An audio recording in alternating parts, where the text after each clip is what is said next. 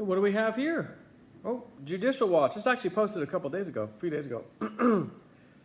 California and Los Angeles County to remove 1.5 million inactive voters from voter rolls, settle Judicial Watch federal lawsuit. January 3rd, 2019. Today was a good year.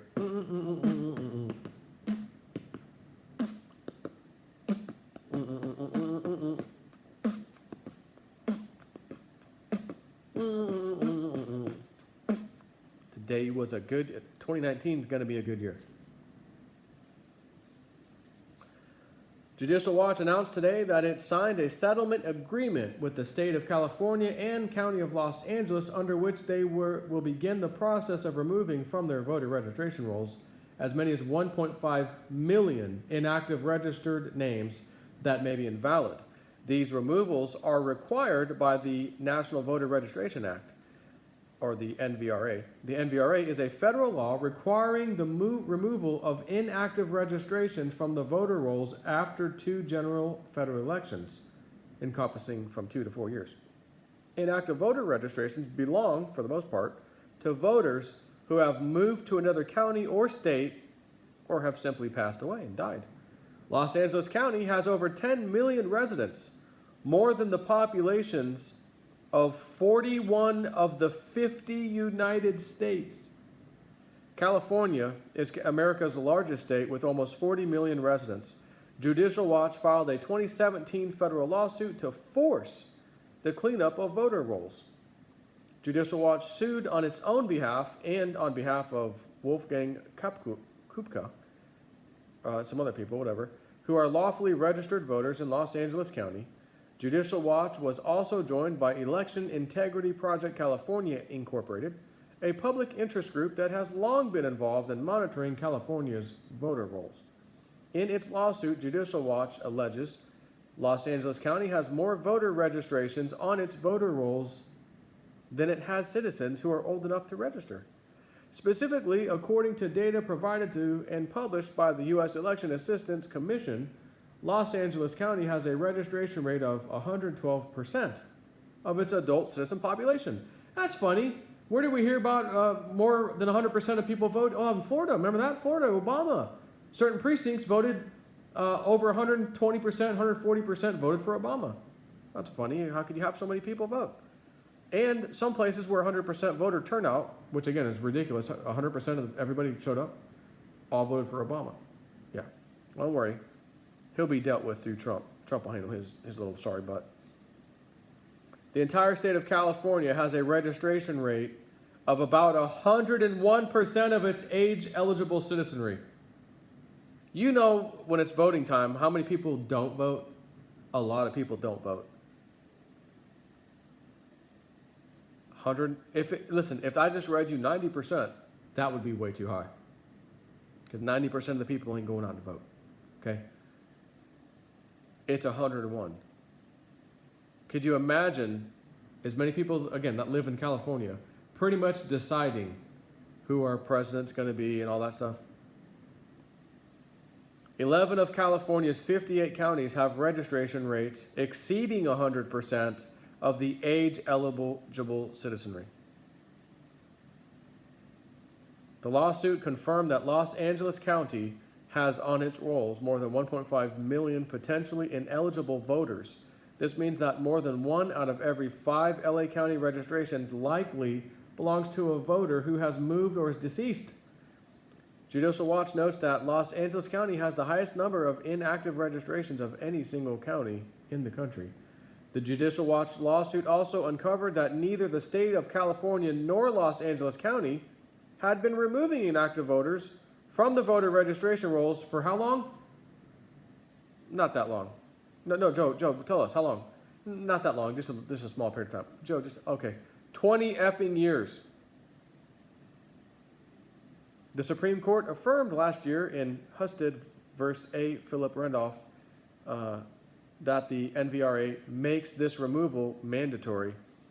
The new settlement agreement filed today, again the third, with U.S. District Court Judge Manuel L. Riel, requires all of the 1.5 million potentially ineligible registrants to be notified and asked to respond. If there is no response, those names are to be removed as required by the NVRA. California Secretary of State Padilla also agrees to update the state's online NVRA manual to make clear that ineligible names must be removed and to notify each California county that they are obligated to do this. This should lead to cleaner voter rolls statewide. Prior to the settlement agreement, Judicial Watch estimated that based on the comparisons of national census data to voter roll information, there were 3.5 million more names on various county voter rolls than there were citizens of voting age. Oh, how many more people voted for Hillary than Donald? Oh, 3 million. And what was that number?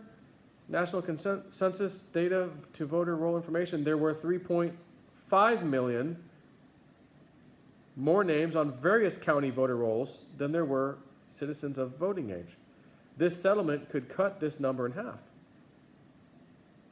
That's a start. And if that's California, what about these other states?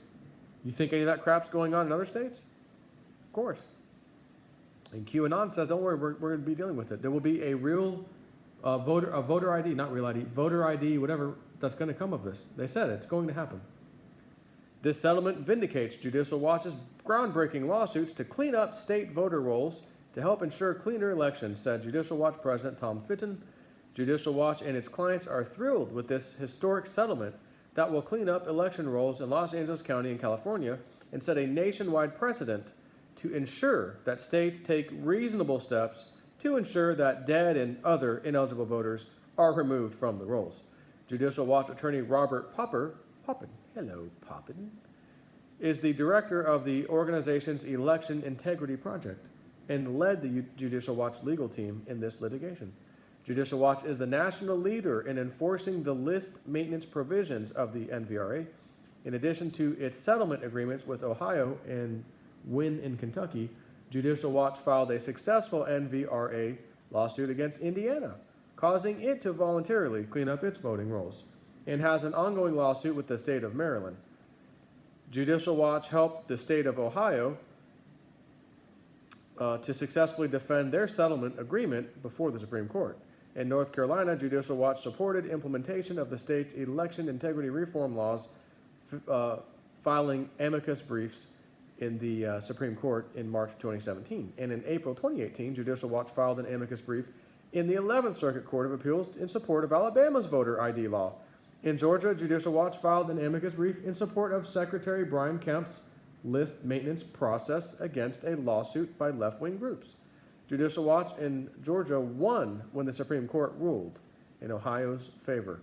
Judicial Watch was assisted in this case by Charles H. Bell Jr. of Bell, McAndrews in Hiltack, LLP, and H. Christopher Coates of Law Office of H. Christopher Coates. So, this is great. Really, super serial. This is great because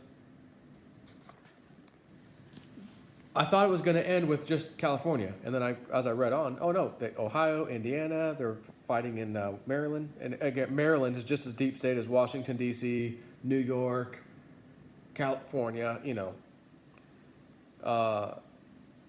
And what was that one thing? Did you catch that? Oh, the real ID, the voter ID thing. Did you catch that? The voter ID. They said in Judicial Watch. Q says, don't worry. When you see what we uncover with the voter fraud, legislation will be passed for this voter ID. It's going to happen.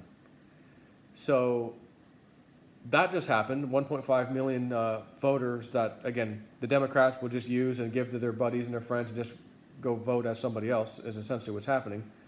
Mail-in. We're going to do mail-in votes, ballots.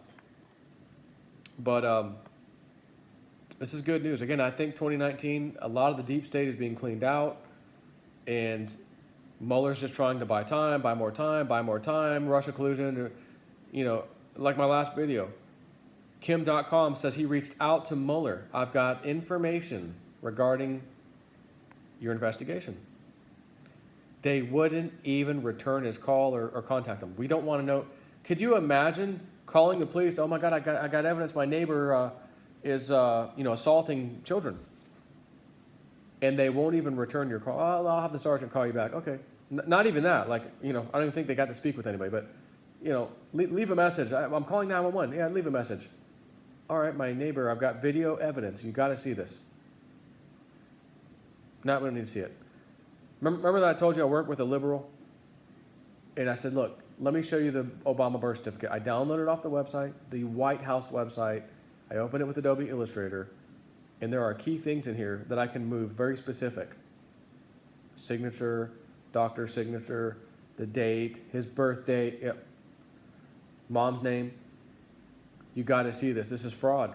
I can't move any other part of the document. Only the key things you would need to fraudulently do this. I don't need to see it. We don't need to see it. Give me 2 minutes. I'll download it right off the website, so you know I'm not tricking you. I'll download it right off the website. I already got Adobe open. I don't need to see it. I don't need to see it. I don't need to see it. I don't need to see that. It just take us. I don't need to see it. 2 minutes. I don't even see it. No, I don't need to see it. That's the response liberal Mueller gave Kim.com. I don't need to see it. I don't need to see it. But I've got evidence that no, I don't need to see it. Don't need to see it. That is obstruction of justice. Take care.